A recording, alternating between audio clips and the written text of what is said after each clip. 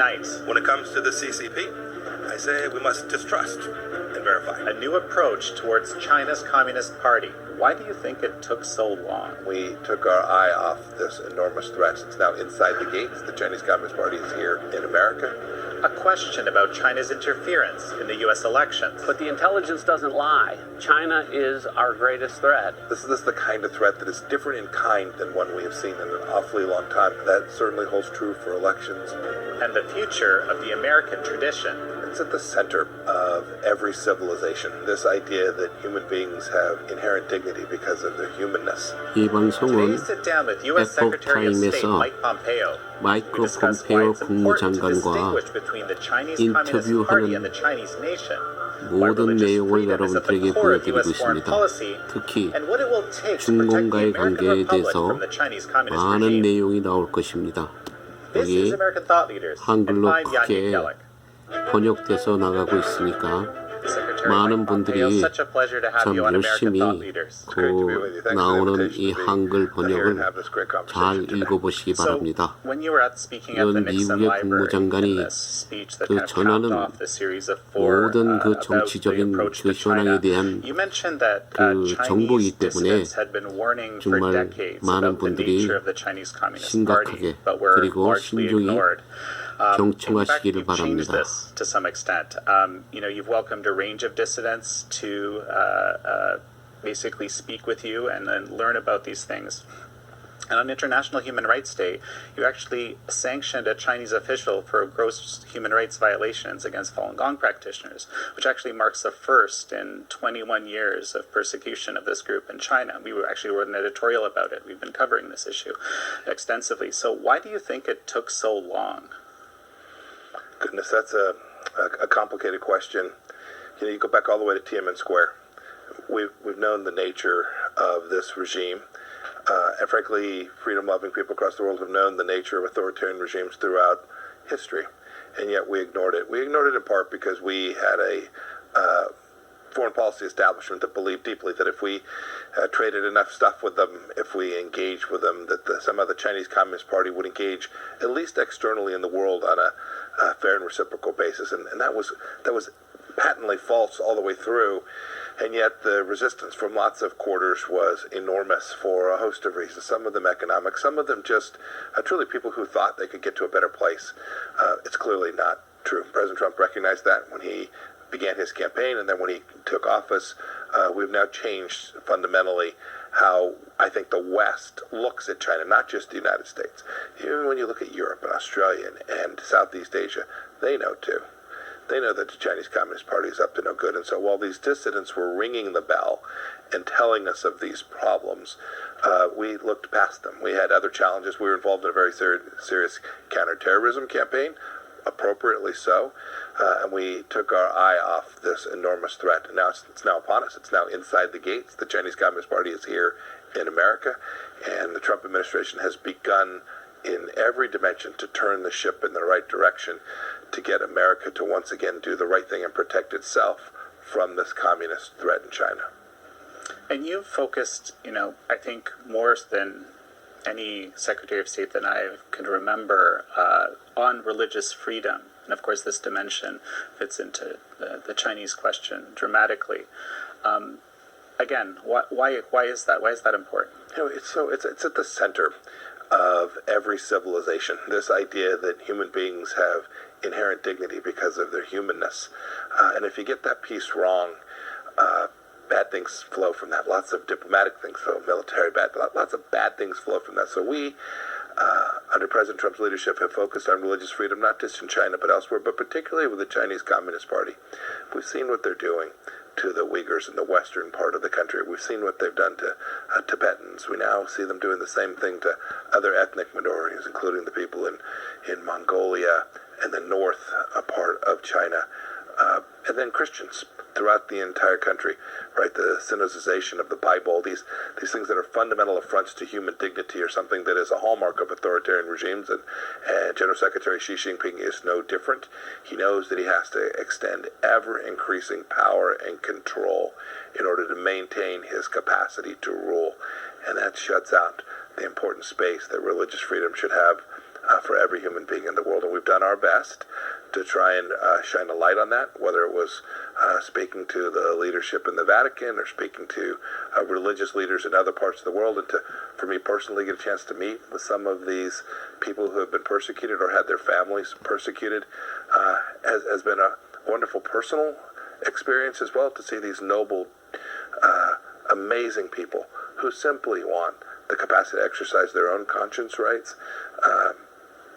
I'm proud of the work that the State Department's done. I'm proud of what President Trump and our administration have done, and I am confident that the world will keep up this drumbeat, demanding simply that the Chinese Communist Party permit people to exercise their God-given rights to practice and not practice their faith in the way that they so choose. So, you've gone to great pains, it seems to me anyway, to separate the concept of the Chinese nation and the Chinese Communist Party in people's minds, and presumably here at the State Department. Why is that so important to you? Well, there's a lot of history. The dynasties in China, the history of this place is long and storied, and the people who occupy this place are good people. Sadly, they live under the jackboot of an authoritarian regime that denies them the capacity to grow their families. For the longest time, they were denied the capacity even to have children in the way that they wanted to. There was selective abortion taking place.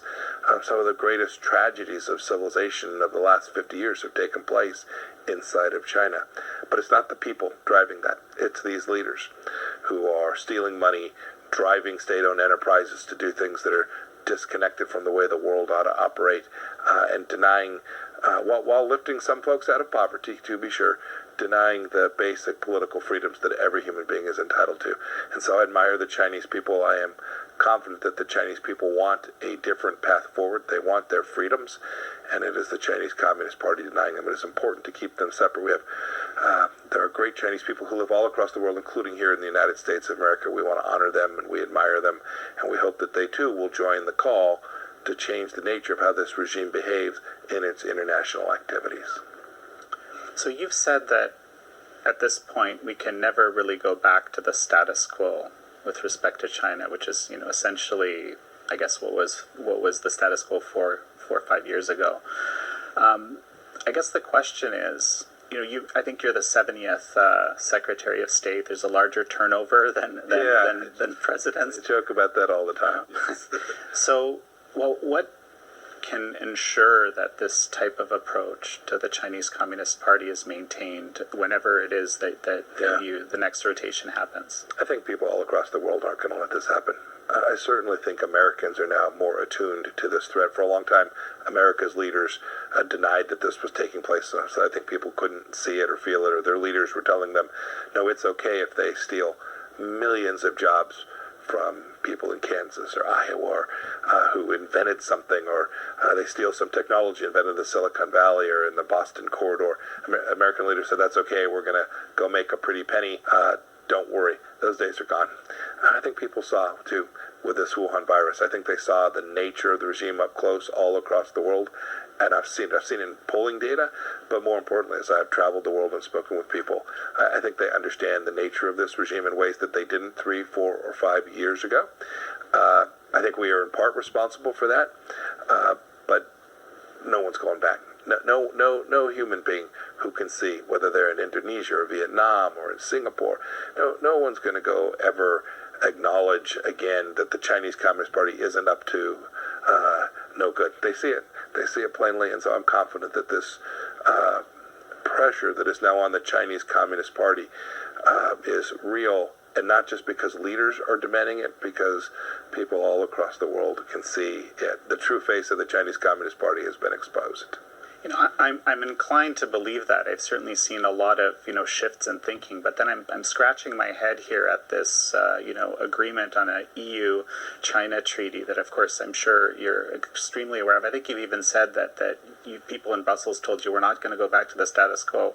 This treaty, if it actually goes through, seems to me like the opposite, exceeding the status quo in the other direction. Remember, trading with China is okay.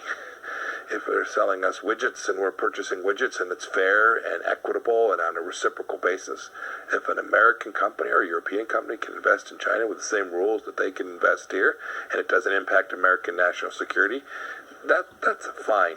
What we can't do is what the world can't do is what we've done for 50 years, which is every time the Chinese demand an exception, whether that's an exception to national security policy or a set of trade rules at the WTO, or say, the World Health Organization is interesting, but frankly, we're just simply not going to do what they asked us to do, and we'll co-opt them and politicize them. Those are the things we have to stop. We can't continue to bend a knee to the Chinese Communist Party in the way that we have for 50 years. They will take advantage of that. They will do what General Secretary Xi Jinping says he wants to do. So they will create a hegemonic capacity to have vassal states all across the world. That's not tolerable. The ideas of freedom and liberty that we hold dear, that our founders hold dear here in the United States, ought to be the rules basis for how the world interacts for the next 50 years. And if we don't stand up, if the West doesn't stand up, and the West is an idea, not a location, if the West doesn't stand up for the things that we know to be important, then in fact the Chinese Communist Party will prevail, and our kids and our grandkids will live in a very different world. None of us want that. Well, so here's a challenging question. At least to me, it's challenging. We're still giving here in America tens of thousands of visas to Chinese students.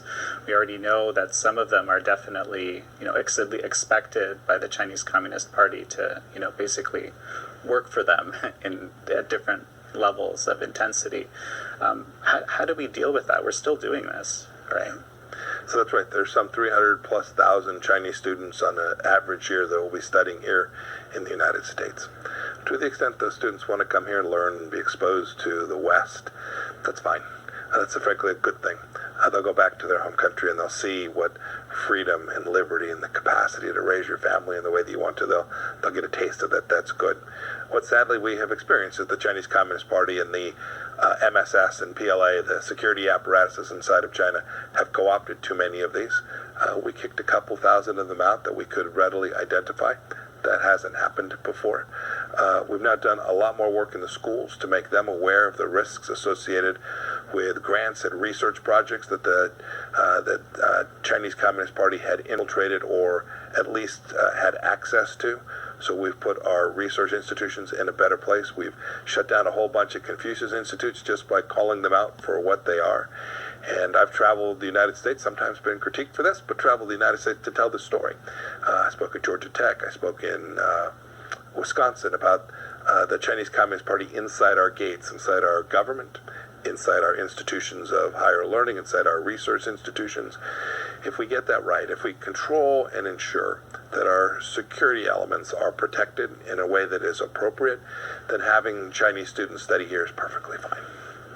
But the whole world needs to do that. It's not just U.S. institutions. They're studying in institutions in Australia and in Europe and places around the world. This isn't just a U.S. challenge. The whole world must take this on. And of course there have been very significant shifts, exactly as you described. At the same time, we're seeing, let's call it Wall Street or investment, still, as far as I can tell, full steam ahead, into China as much as they can. I think that's shifted a bit too. Partly as a result of President Trump and the policies that he's adopted, but I think many of them too saw the true face of the Chinese Communist Party during the coronavirus. They saw their institutions corrupted. They've now seen state-owned enterprises compete in ways, even in just the last couple years, I think they hadn't fully recognized. So you have begun to see supply chain shift to other places. I think there's a deeper recognition amongst the business community today of the political risks of operating inside of China in ways that there weren't 2 or 3 years ago. It's true, there's still significant investment taking place there. I'm reminded that President Trump has said, great, if we do this in a fair and reciprocal way, it's what the trade deals were designed to do. If we do this in a fair and reciprocal way, that's fine. We have to protect our security issues.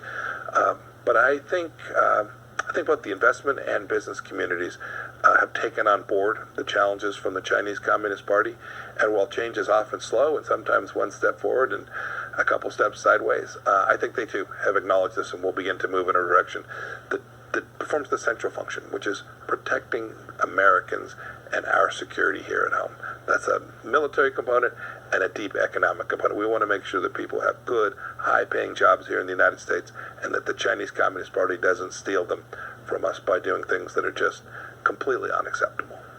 So, you've identified this approach of distrust and verify, I suppose, modeled on, based on Reagan's approach.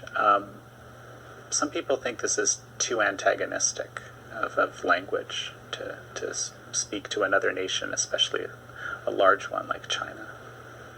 Every experience I've had in my 6 years as a member of Congress and now 4 years serving in the Trump administration would suggest that anything but distrusting anything that comes from the Chinese Communist Party is folly.